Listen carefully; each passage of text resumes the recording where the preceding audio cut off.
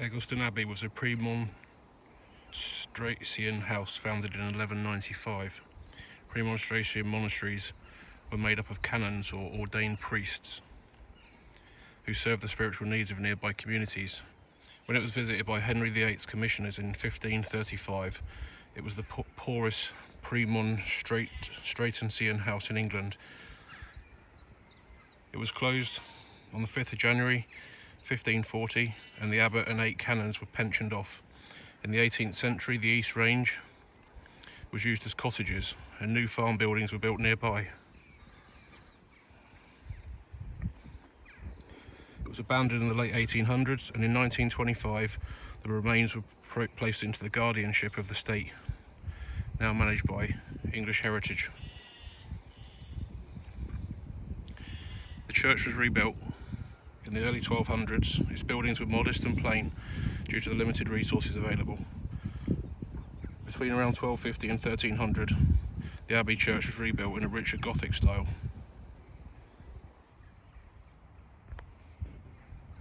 The presbytery was rebuilt first. It has an impressive 5-light east window and 2 or 3 windows in the side stalls. This being the pink area here. Phase 2, the transepts were built, the yellow area, with vaulted chapels on their east side. These have since been demolished. Phase 3, the nave was widened, again with fine 3 light windows which survive.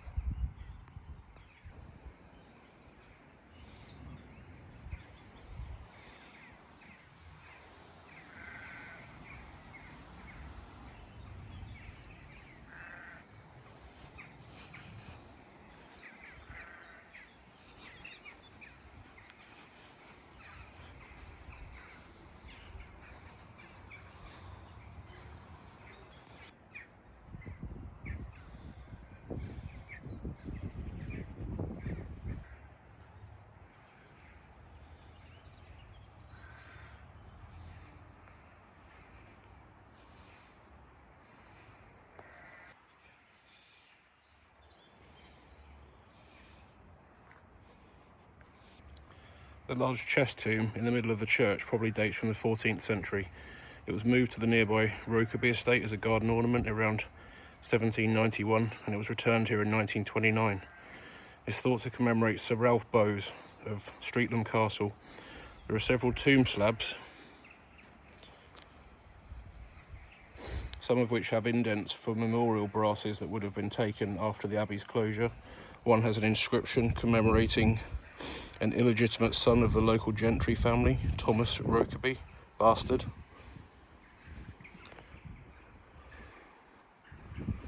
And that swear word actually means a son without a father. So YouTube, if you'd pick up on that bad word, that's what it actually means historically.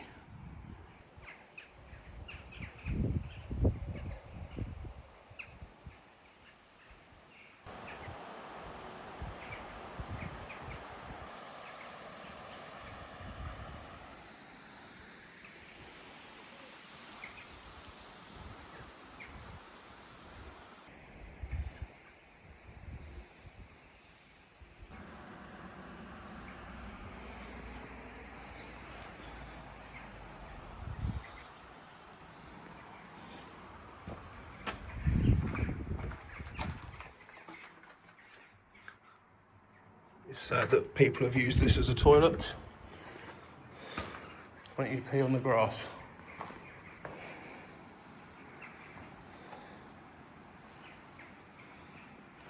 This beautifully decorated ceiling.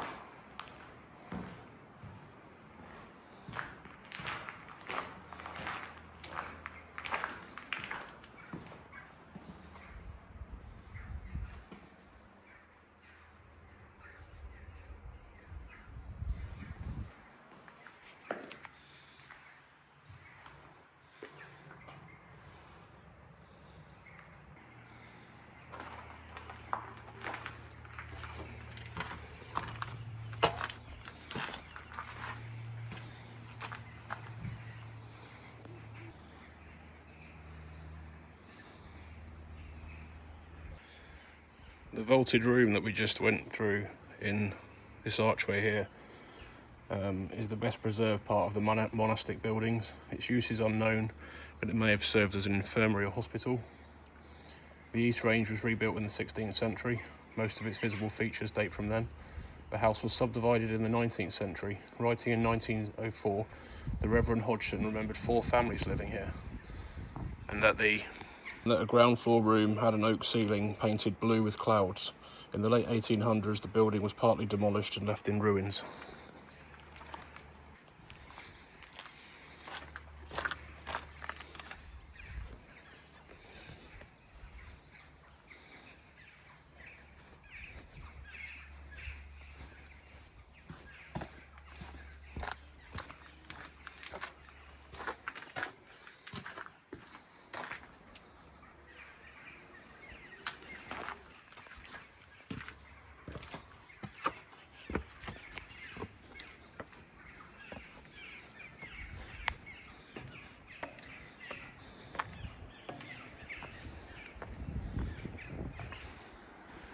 So if anyone watching this likes a bit of history, feel free to like and subscribe. You might see on my other videos I did a drone video of this place last year, so go check that out as well.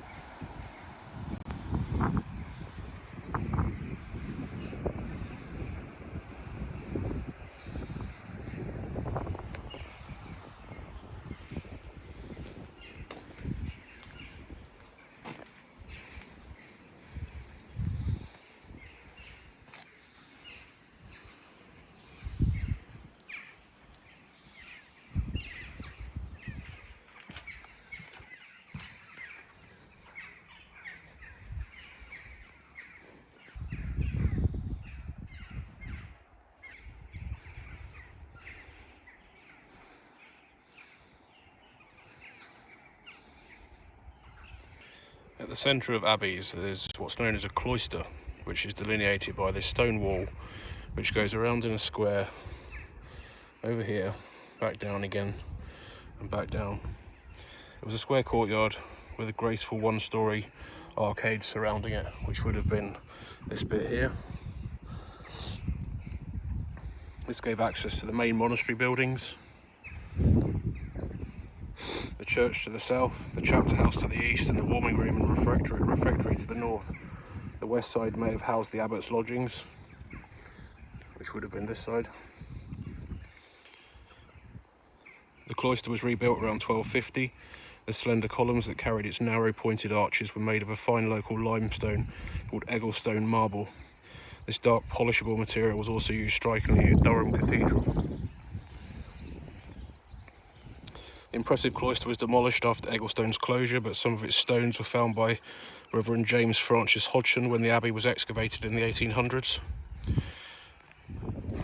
This square area, which would have been the cloister, would have previously looked like this.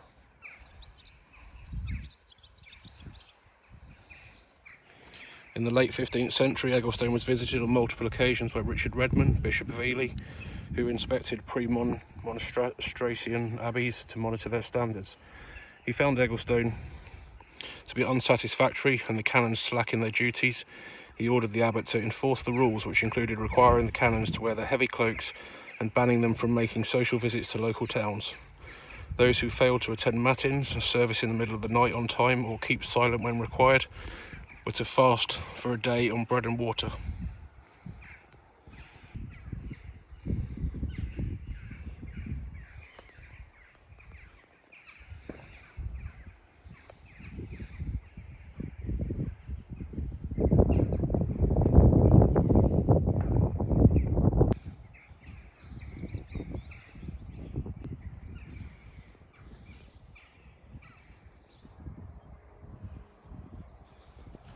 If anybody's looking to find this place in the UK, if you're coming from Barnard Castle towards Scotch Corner, you probably won't see it.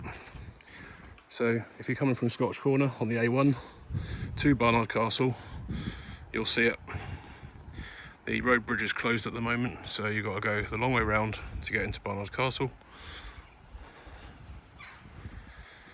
It's a couple of miles down the road, open countryside.